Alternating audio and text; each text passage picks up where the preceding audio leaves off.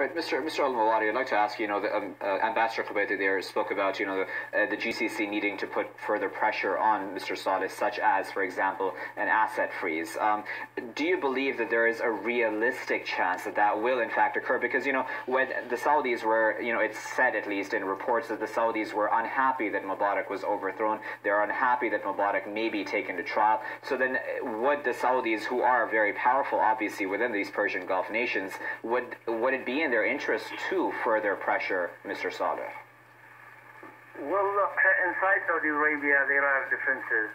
There are many positions how to deal with foreign policy of Saudi Arabia. I can assure that Amir Naif, who is the third man in Saudi Arabia, is against Saleh, and he knows how many lies Saleh told him about the war and terror, and he is eager to get rid of Saleh. But King Abdullah is supporting Saleh and doesn't want to get rid of him, and because he is, as a king of Saudi Arabia, doesn't like to see revolution succeed in the area. King Abdullah of Saudi Arabia is the one who is hosting Zain al-Abidin bin Ali. He's the one who offered a lot of money to the Egyptian army to save Mubarak. And Saudi Arabia supported Mubarak against Egyptian people, and we don't think that Saudi Arabia will do anything good for the Yemeni people. And they will support Saleh and try to save him from his fate, and they will do whatever they can to have immunity for Saleh. But the best immunity for Saleh, if they are serious about that, is to take him to Saudi Arabia and give him practical immunity. The legal immunity that they are seeking in Yemen is not going to work, because today we are in the April 27th. Today is the day that the Yemeni parliament will expire. It's expired already today, and there is no legitimacy. Even if the Yemeni parliament gives Saleh immunity, this is not going to be legal.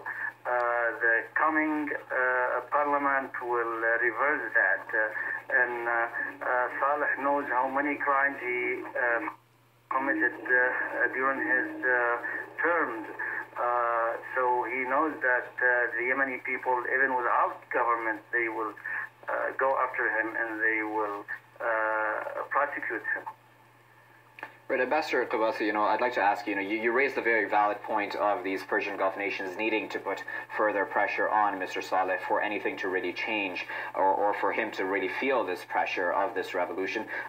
Considering, as Mr. Al-Mawari said, that the Saudi king does in some ways support Mr. Saleh, and like I said, he was against the downfall of Mubarak, and he is against the trial of Mubarak. So then, is there a realistic chance then that these Persian Gulf nations will, in fact, put any pressure on Saleh? I think our brothers in the GCC, they have got to really understand how grave the situation is getting, and by weighing the costs of the destiny which could Saleh now push the country into, then I think it's a worst-case scenario whereby they lose more than trying to save Saleh. I think they have got to come to sense. And our brothers in Saudi especially, they should know that they are the most likely people to get hurt if the situation in Yemen falls into anarchy and chaos. So it is just by sense and by logic. They have got to weigh, is it for their interest just to try and save this man, whereas he is pushing things outway into very dangerous waters, and eventually such a situation will affect them more than what they can gain from just saving him.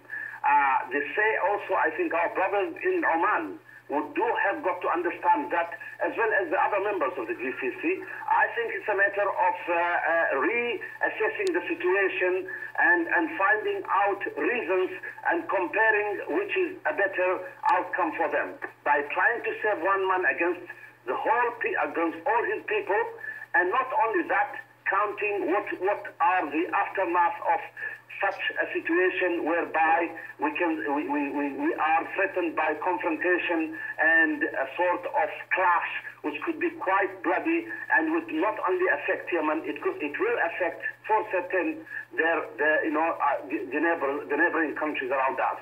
So, and I think also from the other side, our friends in Europe, our friends in the United States especially, have got to really put a word to our brothers in the GCC, because I think the Europeans and the Americans do understand how the situation, how grave is the situation, and they have come rightly 2 weeks and 3 weeks earlier by asking and saying that Saleh has got to leave immediately and he has got to start steps towards relinquishing his powers to second in command. I think there again the West and the Americans do have a responsibility, and I think eventually if bloodshed happens in the country, I think their also interest will be one day endangered because of their hesitant policies, and also the double dealings which our people do feel, because their stance in the same sort of situation in the case of Egypt and in the case of Libya and in the case of as well Tunisia, they have taken different steps and at earlier time than what our people have expected.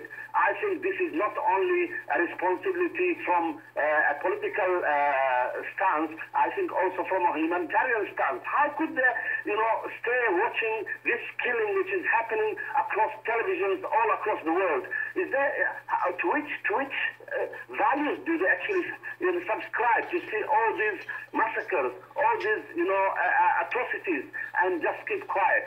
I think their intervention is quite important. The intervention of the West, the intervention of the United Nations is called upon, and I feel that the United Nations input would be seen by Saturday or Sunday, whereby I expect even the United Nations Secretary General to be in Sana'a so that he can use more leverage on this man so he gets back into sense. Right, Mr. Al-Mawari, I'd like to ask you, Ambassador there mentioned the United States and its role in all this, and the fact that it is silent. It's been said that for many Yemenis, the U.S. military assistance essentially became synonymous with the lack of political freedom, considering Saleh's regime realized that if they kept speaking about Al-Qaeda, the U.S. would give them more aid, and essentially they would become wealthier. Do you feel that the U.S., now that it has scaremongered itself so much about Al-Qaeda in the Arabian Peninsula, that it will be willing to side with the protesters? Well, the U.S. has already changed its position, and they stopped the military aid to Saleh in February, and they announced that publicly. The U.S. is a superpower that cares about its interests, its future interests. They're not going to side with Saleh as an individual against their own interests. It's not anymore about principle or about ethics. It's about strategic interests, and that's why the United States is pushing hard to convince Saleh to step down. But this guy is a snake, and he knows how to dance among the head of the snakes. He used to do that in the domestic level, but now he is doing it on the regional and international level by using Saudi Arabia against Doha, Qatar, and mentioning Qatar against Saudi Arabia, and giving excuse to use the Russia and China against the United States, and he is playing among hard and big snakes, and that's why I expect that he is going to lose very soon, because no one is willing to risk its interest for Saleh. Right. And I do apologize for interrupting very Mr. Al-Mawari, risky. but it seems that we have run out of time. That was Mr. Munir Al-Mawari, Yemeni freelance journalist, joining us on the line from Washington. And we were also joined by Mr. Mohamed Qubaty, who is a political opposition activist and is also the former advisor to the Yemeni Prime Minister, as well as a former Yemeni ambassador to Lebanon and Cyprus. Gentlemen, we appreciate both of your comments here at Press TV. Press TV back in about 3 minutes' time with the world news in full. Stay with us throughout the day for the latest on Yemen.